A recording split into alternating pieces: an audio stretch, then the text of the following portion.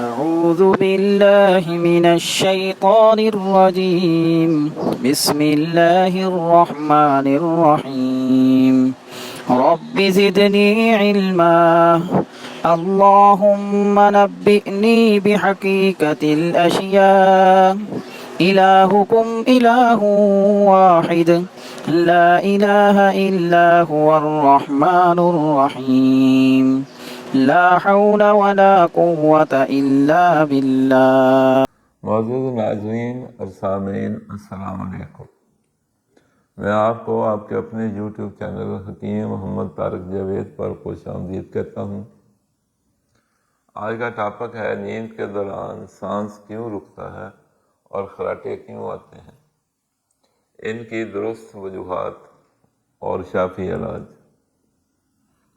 سامعین، نیند کی حالت میں سانس رکنا اور خراٹے لینا دراصل ایک ہی بنیادی خرابی کی وجہ سے پیدا ہوتے ہیں، اس لیے آپ انہیں لازم و ملزوم سمجھ سکتے ہیں۔ دراصل نیند میں سانس رکتا اور خراٹے آنا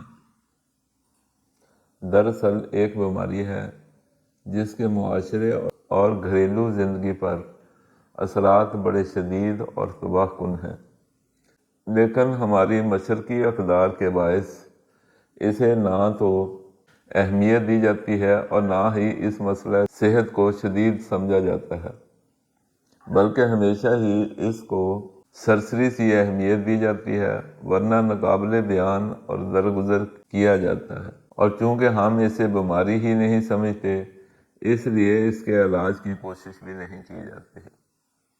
اور اس کی ایک وجہ یہ بھی ہے کہ اکثر طریقہ علاج میں معالجین نے جو کچھ اس کے بارے میں بیان فرمایا ہے وہ بھی اگرچہ مگرچہ اور چونکہ چنانچہ سے بڑھ کر کچھ نہیں ہے۔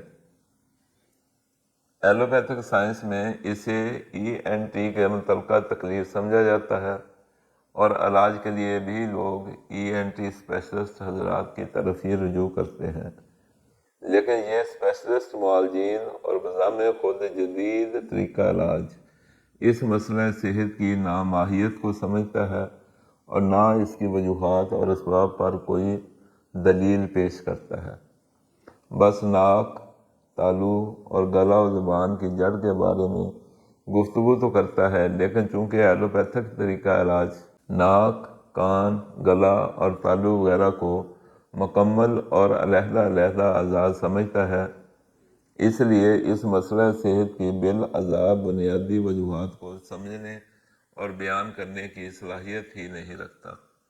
اور یہی حال دوسرے طریقہ علاج کے معالجین کا ہے، سوائے قانون مفرد اعضاء کے ماہر معالجین کے۔ اس کی وجہ یہ ہے کہ تمام معالجین اور طریقہ علاج بصارت پر انحصار کرتے ہیں، اور قانون مفرد اعضاء بصارت کی بجائے بصیرت پر انحصار کرتا ہے۔ ہر عضو جسم کو مفرد نہیں مانتا، بلکہ چاروں بنیادی ٹیشوز سے مرکب مانتا ہے، اور کسی بھی عضو یا اعضاء کے افعال میں خرابی کو دراصل بنیادی انسجا کے افعال میں افراط یا تفریط کو مرض سمجھتا ہے، اور ان کے افعال کو اعتدال پر لانے کو ہی علاج سمجھتا ہے۔ اس طرح جب بنیادی ٹیشوز کے افعال میں اعتدال اور توازن قائم ہو جاتا ہے تو اس زندہ جسم کے چھوٹے بڑے تمام مسائل صحت خود بخود حل ہو جاتے ہیں۔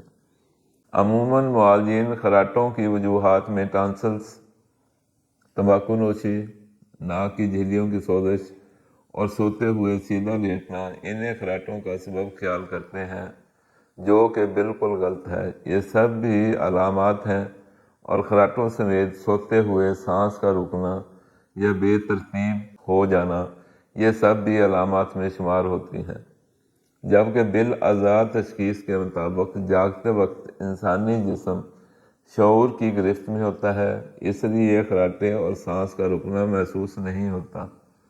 اگر یہ علامت پیدا بھی ہونا چاہیے تو نہیں ہو سکتی، لیکن جب انسان سوتے ہوئے گہری نیند میں چلا جاتا ہے تو انسانی جسم شعور کی گرفت سے نکل کر لاشعور کی گرفت میں چلا جاتا ہے، اور وہ لوگ جو غدی تحریک میں مبتلا ہوتے ہیں ان کا دماغ اور اعصابی ٹیشوز سکون میں ہوتے ہیں، اور اسی وقت میں ان کا دل اور عضلاتی ٹیشو چونکہ تحلیل میں ہوتا ہے اس لیے ڈھیلا پڑ جاتا ہے۔ اسی لیے گہری نیند میں انسان کے سانس لمبے اور گہرے ہو جاتے ہیں، جس کے ساتھ ہی دل اور پھیپھڑوں کی حرکات مدھم پڑ جاتی ہیں۔ عضلات بدن اس حالت میں چونکہ ڈھیلے پڑے ہوئے ہوتے ہیں، اس لیے سانس کی آمد و رفت میں ترتیب قائم نہیں رہتی۔ نتیجہ میں جسم کی ضرورت آکسیجن پوری نہیں ہوتی اور جسم میں کاربن ڈائی آکسائڈ کا تناسب بڑھ جاتا ہے۔ نیند میں سانس رکنے کا یہ دورانیہ عموماً 5 سے 10 سیکنڈ کا ہوتا ہے۔ اگر سانس رکنے کا یہ عمل 5 سیکنڈ تک ہو تو یہ محسوس بھی نہیں ہوتا، لیکن اگر سانس رکنے کا یہ دورانیہ 10 سیکنڈ تک ہو تو خراٹے آنے لگتے ہیں، لیکن اگر سانس رکنے کا یہ دورانیہ 15 سیکنڈ تک ہو جائے تو سوتے میں گھبرا کر مریض کی نیند ٹوٹ جاتی ہے اور جاگتے ہی مریض کے خراٹے رک جاتے ہیں۔ سوتے ہوئے سانسیں رکنے کا دورانیہ اگر 15 سیکنڈ سے بڑھ جائے تو مہلک ہو سکتا ہے، لیکن عموماً اس کی نوبت نہیں آتی، اس سے پہلے ہی متاثرہ لوگوں کی نیند ٹوٹ جاتی ہے، مریض جاگ جاتا ہے اور کروٹ بدل کر دوبارہ نیند کی آغوش میں چلا جاتا ہے۔ یہ خراٹوں والے افراد جاگتے ہوئے باتیں کرتے کرتے یا ٹیلی ویژن وغیرہ دیکھتے ہوئے یا کوئی کتاب پڑھتے ہوئے اکثر بیٹھے بیٹھے ہی سو جاتے ہیں۔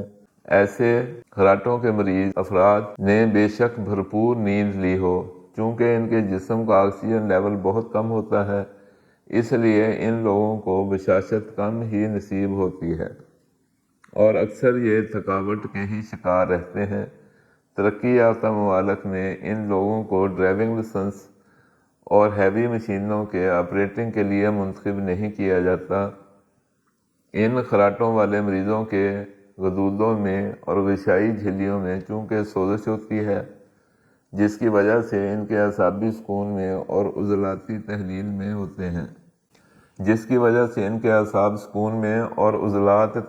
ہوتے ہیں، اس لیے اگر ان لوگوں کے اعصاب میں تحریک پیدا کر دی جائے تو ان لوگوں کے عضلات سکون میں اور غدد تحلیل میں چلے جائیں گے، جس کے ساتھ ہی ان لوگوں کے صرف خراٹے اور سوتے ہوئے سانس میں رکاوٹ دور ہو جائے گی، بلکہ ان کی تمام تھکاوٹیں بھی دور ہو جائیں گی۔ نتیجہ میں یہ لوگ حشاش بشاش محسوس کرنے لگیں گے اور ساتھ ہی ان کی غدی اور غشائی سوچیں بھی ختم ہو جائیں گی۔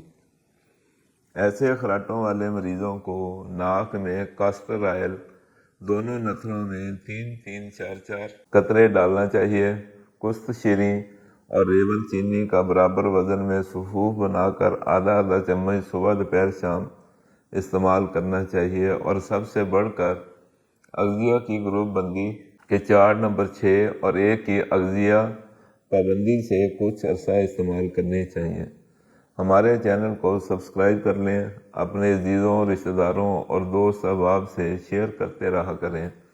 اپنی دعاؤں میں یاد رکھیں۔ والسلام علیکم ورحمۃ اللہ وبرکاتہ۔